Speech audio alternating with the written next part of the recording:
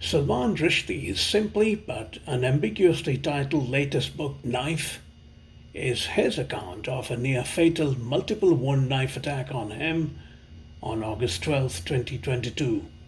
The book is set to be published on April 16th, even as Iran, Rushdie's original tormentor since 1989, is currently engaged in a standoff with Israel, threatening to unleash a widening conflict in the Middle East. A description by the book's publisher, Random House, says this, and I quote, "Speaking out for the first time and in unforgettable detail about the traumatic events of August 12, 2022, Salman Rushdie answers violence with art and reminds us of the power of words to make sense of the unthinkable. Knife is a gripping, intimate, and ultimately life-affirming meditation on life, loss, love, art, and finding the strength to stand up again." Unquote. In May last year, Rushdie made an unexpected appearance at the 2023 Penn Literary event.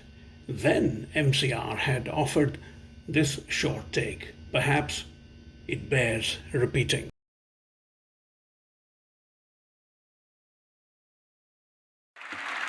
Okay.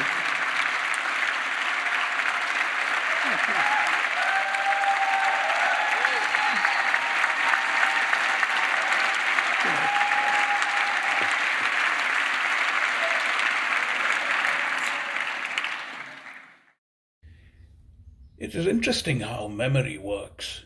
While watching Salman Rushdie accept the Penn Centenary Courage Award the other day, my mind instantly traveled back to February 24th, 1989, when rioting broke out in Bombay against his book, The Satanic Verses.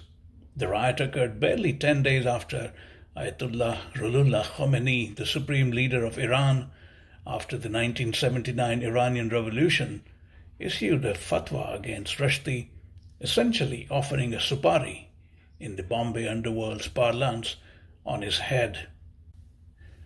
Supari, incidentally, is like a contract for killing someone.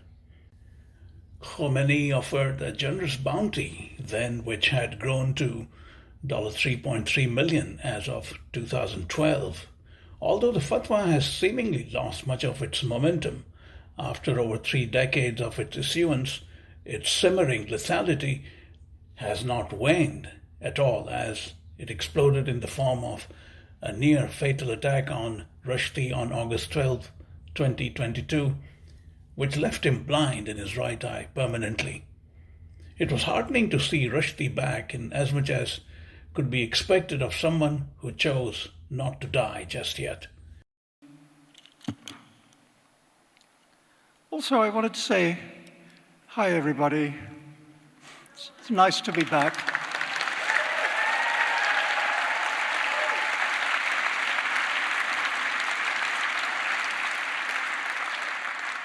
It's nice to be back as opposed to not being back, which was also an option.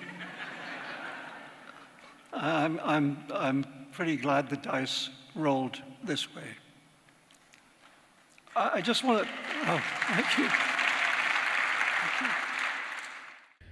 To India's shame then, and that of its Prime Minister, Rajiv Gandhi, the country was among the first to ban the Satanic Verses even before Khomeini got to it.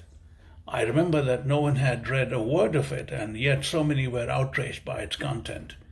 India banned it in late 1988 on the ground that it posed a serious law and order threat in a country where Muslims lived in such large numbers.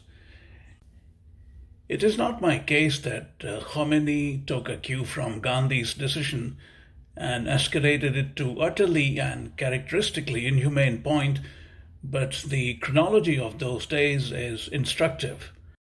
Perhaps the logic was that if India, a secular liberal democracy, thought it proper to ban the book, Iran, with its violent theocracy, ought to have taken its rejection several steps forward.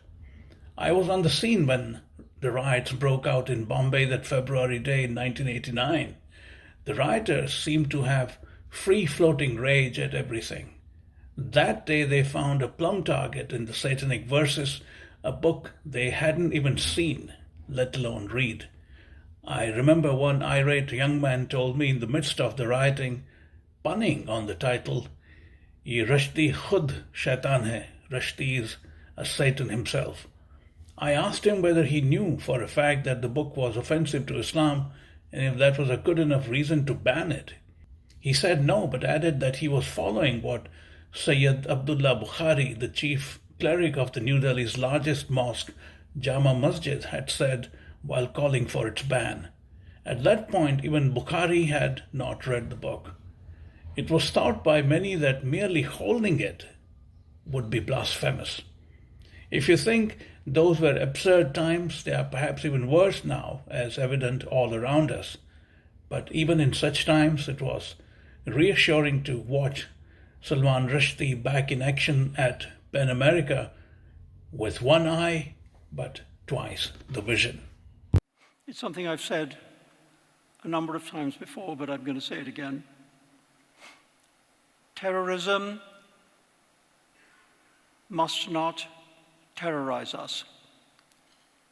Violence must not deter us. As the old Marxists used to say, la lutte continue, la lutte continua, the struggle goes on.